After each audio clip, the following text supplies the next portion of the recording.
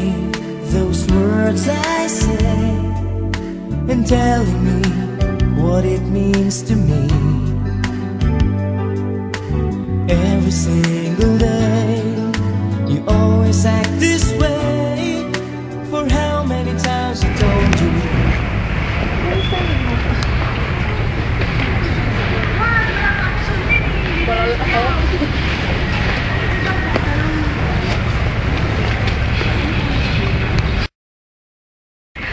Game. Hello! Ngayon kasama natin makakausap si Jenny Quezon. Okay, ngayon pag-uusapan natin ang tungkol sa family, relationship, and other things else. Kumusta naman si Jenny? So far, okay lang naman. Ngayon pag-usapan natin tungkol sa family mo. Dahil ang main topic namin is relating with others. How is your family right now? Hiwalay kasi yung parents ko, pero kung sila naman pag-usapan natin, okay lang naman sila. Basta about sa amin, ayos lang. Pag nag-usap sila, tungkol lang sa amin. Wala nang iba. Yun lang. May mga kapatid ka ba? Meron. Sa first family, dalawa kami. Si Kelly. And then, meron akong stepmom.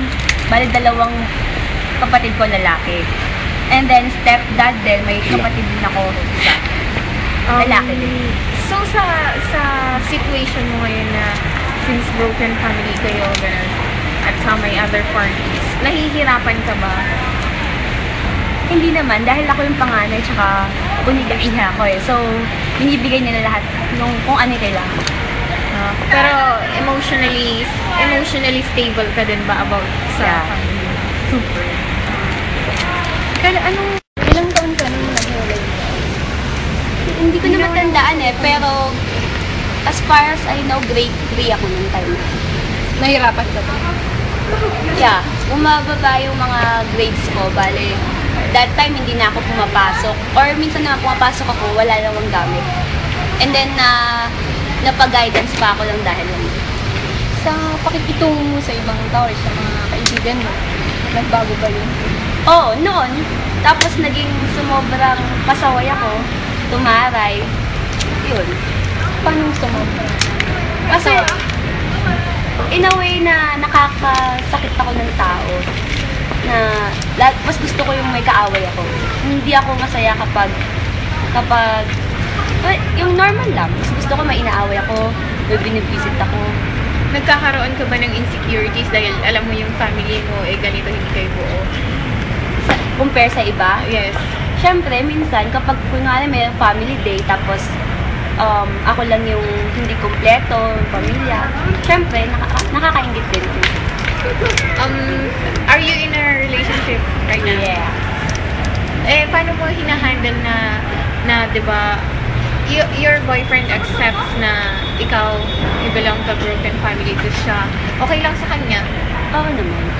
Para sa kanya, wala naman yun kasi it's between him and I.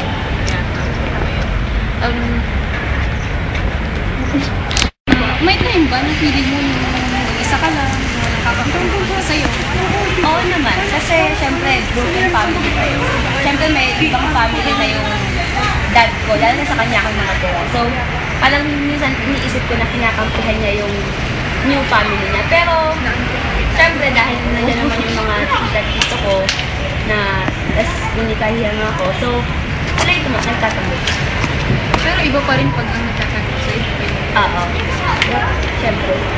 Mas masarap yung feeling kapag mismong daddy at mama mo yung family. May time ba na nagsasabi ka sa Wala. Kasi, para sa akin, mas favorite ako ng dad ko eh. Sa mom mo? Sa mom ko, hindi ko kasi siya nakakasama. So, parang, wala. Wala lang. Tumatawag lang siya. So,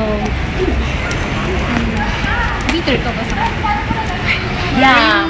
May masakit ba yung buhay mo? Dati, sinisisi ko silang dalawa. Kasi wala naman ibang sisisihin kundi silang dalawa lang. Pero, nung tumatagal, syempre, nagmamature din yung isip ko. So, kailangan para sa akin, mas okay na naghiwalay sila kaysa naman magkasama sila na lagi silang nag-aaway. So, mas masaya nga ako nung naghiwalay sila kasi nagagawa ko kung ano yung gusto ko. Sabihin na natin selfish ako, pero ganun talaga eh.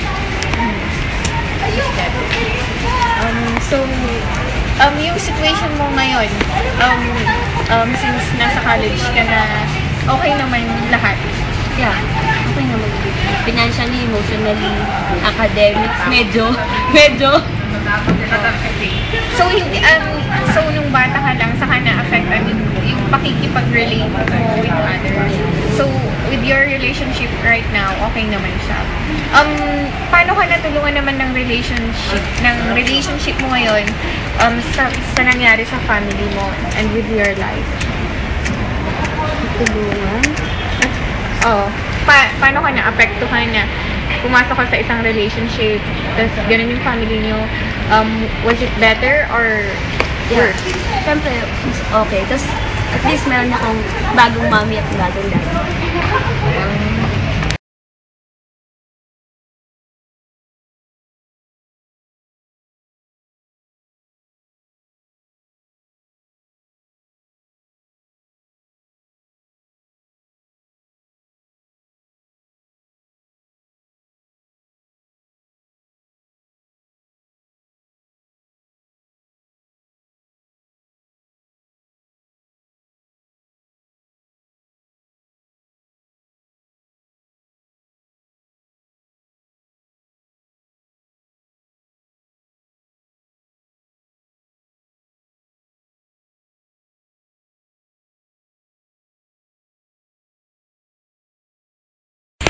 Pumunta naman tayo sa relationship with your...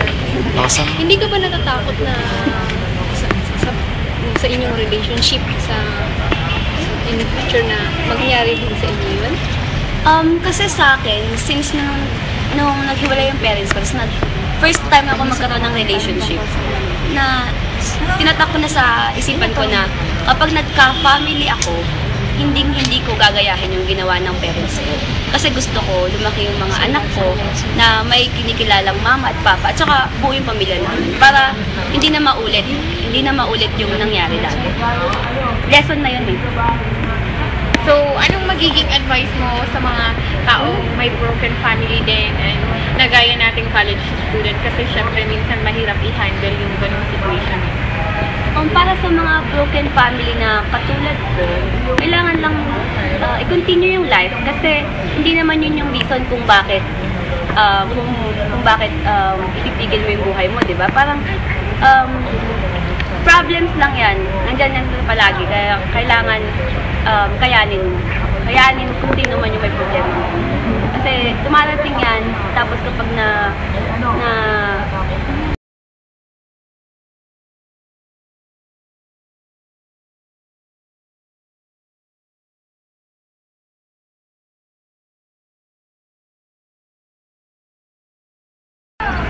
Okay, tapos na yung ating pag-uusap with Janaline. So, I hope you guys na may lesson learned from her. Thank you. Bye-bye! Gandang hapon. Okay, ngayon, another day, another interview.